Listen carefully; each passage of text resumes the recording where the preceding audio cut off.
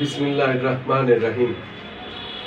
শুধু দর্শক, আজকে বিশ্ব মানবাধিকার দিবস এবং এই বিশ্ব মানবাধিকার দিবসে আমি একজন মানবাধিকার কর্মী, একজন সাংবাদিক, একজন ইউটিউবার, একটি অনলাইন পোর্টালের আমি সম্পাদক ও প্রকাশক। দীর্ঘদিন ধরে আমি এই সাংবাদিক পেশায় কাজ করছি, প্রায় ৩৫ বছর। এর মধ্যে বিশেষ করে আমার জন্মদাতা পিতা বীর মুক্তিযোদ্ধা রুকনউদ্দিন জামান ২০০৬ সালে উনি নিজ বাড়ি কুষ্টিয়ায় খোকসায় দুষ্কৃতিকারীরা তাকে জবাই করে হত্যা করে। আমি সেই বিচার আজও পাইনি। এরপরে আমার ইমিডিয়েট বড় যে ভাইটি বিশিষ্ট রাজনীতিবিদ ও ঠিকাদার খন্দকার রবিউজ্জামান শিপাল, তাকেও ঝিনাইদহ জেলার শৈলকুপা উপজেলায় মালিপাড়া গ্রামে নিজ বাড়িতে দুষ্কৃতিকারীরা হত্যা করে। সেই বিচার আমি পাইনি। আমার মা বীর মুক্তিযোদ্ধা খন্দকার আঞ্জুমান আরা বেগম, উনি এই শোকে মারা যান। আমরা আসলে কি বলবো, বলার ভাষা নাই। এরপরে ফ্যাসিস্ট শেখ হাসিনার সরকার প্রায় ১৭ বছর তারা আমাদের উপরে নিপীড়ন নির্যাতন একের পর এক চালিয়ে গেছে। আমি প্রায় ২ বার, আমি বলবো ৩ বার, কারণ জাতীয় প্রেস ক্লাবে আমার পিতা ভাই হত্যার বিচারের দাবিতে আমি মানববন্ধন করি, সংবাদ সম্মেলন করি। তখন দুষ্কৃতিকারীরা ফ্যাসিস্ট শেখ হাসিনার আমলে আমাকে জাতীয় প্রেস ক্লাবে ধরে নিয়ে যায় এবং সেখানে আমাকে নির্যাতন করে, যাতে আমি পিতা ভাই হত্যার বিচারের দাবি না জানাই। পাশাপাশি সাদা পোশাকধারীরা পরপর ২ বার, এই ১৭ বছর আন্দোলন সংগ্রামের মধ্যের কথা আমি বলছি, তখন সাদা পোশাকধারী তারা আমাকে ২ বার অপহরণ করে, গাড়িতে করে নিয়ে যায় এবং সারা ঢাকা ঘুরিয়ে তারা বিভিন্ন প্রশ্ন জিজ্ঞাসা করে। আমি তখন মনে করছিলাম হয়তো আমাকে গুম করে ফেলছে।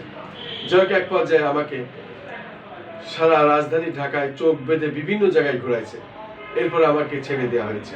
আমি ২ বার বেঁচে গেছি প্রাণে। আল্লাহর অশেষ রহমত। আল্লাহর কাছে আমি দোয়া করি, শুকরিয়া আদায় করি যে আমি মৃত্যুর হাত থেকে বেঁচে এসেছি। পাশাপাশি আমি বলতে চাই অন্তর্বর্তী সরকারকে যে আন্দোলন সংগ্রামে, প্রত্যেকটি আন্দোলন সংগ্রামে অংশগ্রহণ করেছি পেশাগত দায়িত্ব পালনের জন্য। তারও আগে শাপলা চত্বরে যে ঘটনা ঘটে সেখানেও আমি পেশাগত দায়িত্ব পালন করতে গিয়ে আমাকে মারধর করা হয়, ক্যামেরা লেন্স কেড়ে নেওয়া হয় এবং টাকা পয়সা সবকিছু নিয়ে নেওয়া হয়। ওরা জানে যে আমি মৃত্যুবরণ করেছি, কিন্তু আসলে ২-১ ঘন্টা পর আমি জ্ঞান ফিরে পাই, পরে আমি ফিরে আসি। এরপরে আমার ছোট ভাই, সেও বিশিষ্ট সাংবাদিক, একজন বিশিষ্ট আলোকচিত্র শিল্পী, খন্দকার আসাদুজ্জামান সুমন। সে ফাইন্যান্স এক্সপ্রেসে এখন কর্মরত। তাকেও একটা প্যারাডো গাড়ি দিয়ে তার মোটরসাইকেলের উপরে গাড়ি চাপা দিয়ে হত্যা করার চেষ্টা করা হয়। সে আহত হয়, ঢাকা মেডিকেলে ভর্তি হয়, পরবর্তীতে সুস্থ হয়ে বেশ কিছুদিন পরে যে কর্মস্থানে যোগ দেয়। এটি ছিল আসলে আমি ফ্যাসিস্ট সরকারের নমুনা। একটি পরিবারের পিতা ভাই হত্যা, বাড়িঘর লুটপাট এবং 3টে ব্যবসা প্রতিষ্ঠান ভেঙে দেয়। পাশাপাশি আমার ওই ভাই, উনি বিশিষ্ট ঠিকাদার এবং বিএনপির রাজনীতি করেন। সে কারণেই তাকে জেনারেল আজিজের আমলে তাকে ধরা হয়। ধরে নিয়ে শৈলকুপা উপজেলায় সরকারি কলেজে সেনাবাহিনীর যে ক্যাম্প, সেখানে নিয়ে তাকে নির্যাতন করা হয়।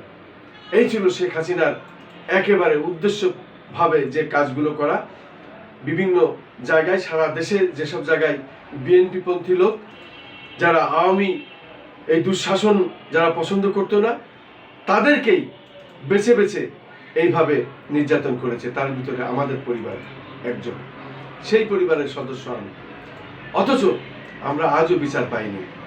বিচারের বাণী নীরবে নিবৃত্তে আজও কাঁদে। আমি এটাই বলতে চাই যে আজকে বিশ্ব মানবাধিকার দিবস। এই বিশ্ব মানবতা আসলে কোথায়? এই বিশ্ব মানবাধিকার দিবসে আমি এটা বলতে চাই, মানবতা আসলে কোথায় চলে গেছে? মানবতা বলে কিছু আছে বলে আমরা দেখছি না। এখনো কিন্তু আমি বাড়ি যেতে পারিনি। এই 17টি বছর আমি আন্দোলন সংগ্রামে সব সময় 17টি বছর রাজপথে ছিলাম।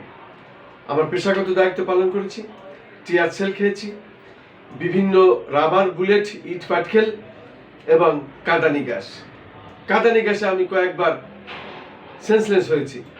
তারপর আবার সুস্থ হয়ে আবারও আমার পেশাগত দায়িত্বে ফিরে এসেছি এবং শেষ পর্যায়ে আমার এফেক্ট করে শারীরিকভাবে।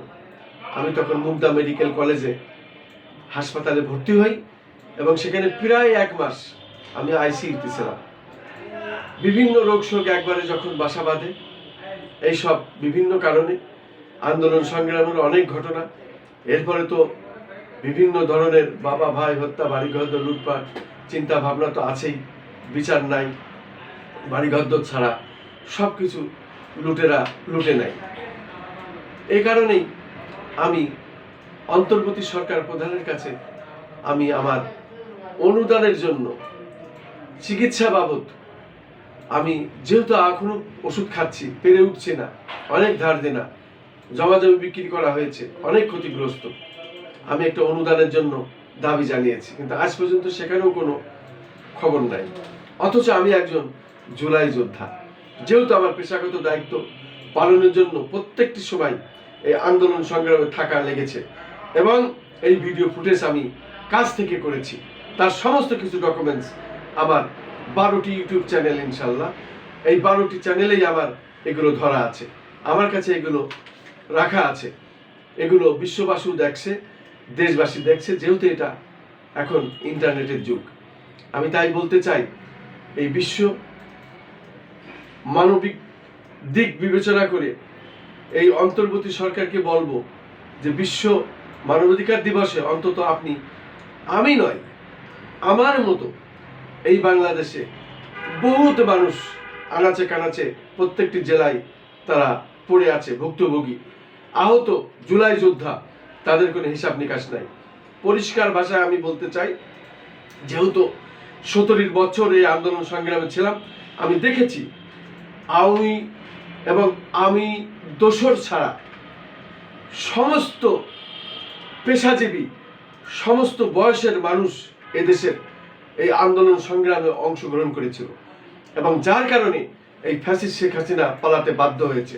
তাই আমার বিশেষ একটি দাবি অন্তর্বর্তী সরকারের কাছে, আপনারা একটি বিষয় মাথায় রাখুন, আওয়ামী লীগ সরকার এবং আওয়ামী লীগ সরকারের দোসর যারা, এই 14 দল সহ তাদের দোসরদের বাদ দিয়ে এদেশের যত সাধারণ জনতা আছে প্রত্যেককেই সম্মান দিতে হবে, জুলাই সনদ দিতে হবে, প্রত্যেকের সম্মান দিতে হবে। কারণ প্রত্যেকের যদি এই চেষ্টা না থাকতো তাহলে এই সরকার পতন হতো না। যেহেতু আমি আন্দোলন সংগ্রামে রাজপথে থেকে, রাজপথের সৈনিক হিসাবে, জুলাই যোদ্ধা হিসাবে আমি নিজের চোখে যা দেখেছি, আমি বলবো এই দেশের আওয়ামী লীগ এবং আমি দোসর বাদে প্রত্যেকেই জুলাই যোদ্ধা এবং প্রত্যেকেরই জুলাই সনদ দিতে হবে, এটা আমার বিশেষ দাবি। আর এই দেশে নির্বাচন যদি সুষ্ঠুভাবে হয়, সরকার তো পরিবর্তন হবে, সেখানেও আমার দাবি আছে জুলাই সনদের প্রতি বিশেষভাবে দৃষ্টি রাখতে হবে, এদের মূল্যায়ন দিতে হবে, মর্যাদা দিতে হবে। পাশাপাশি এই দেশে আর যেন গুম খুন না হয় এবং আয়নাঘর না হয়, আর বিনা বিচারের জন্য কোনো মানুষ হত্যা না হয়। আমার ভাই পানি উন্নয়ন বোর্ডে বড় মাপের ঠিকাদার, সেখানে 1,000 কোটি টাকার ব্যাপার এখনো পাওনা আছে। আমিও এলজিডি ঠিকাদার, পৌরসভার ঠিকাদার এবং জেলা পরিষদের ঠিকাদার, সেখানে অনেক টাকা পাওনা আছে। আমি এখনো পাইনি, আমার ভাইও পাইনি। আমার ভাই এলজিডির একটি কাজ নিয়ে ফেনীতে যায়, এবং ফেনীতে যখন কাজ নিয়ে যায় তখন জয়নাল হাজারী ক্ষমতায়, এবং জয়নাল হাজারী তখন ওইখানে আমার ভাইকে যখন কাজ শেষ হয়ে যায় তার অস্ত্র দিয়ে, তার বাহিনী দিয়ে ওনাকে ধরে নিয়ে যায়, একটি ঘরে বদ্ধ অপহরণ করে রেখে জনতা ব্যাংকের ম্যানেজারের সমস্ত টাকা চেকে স্বাক্ষর করে নিয়ে যায়।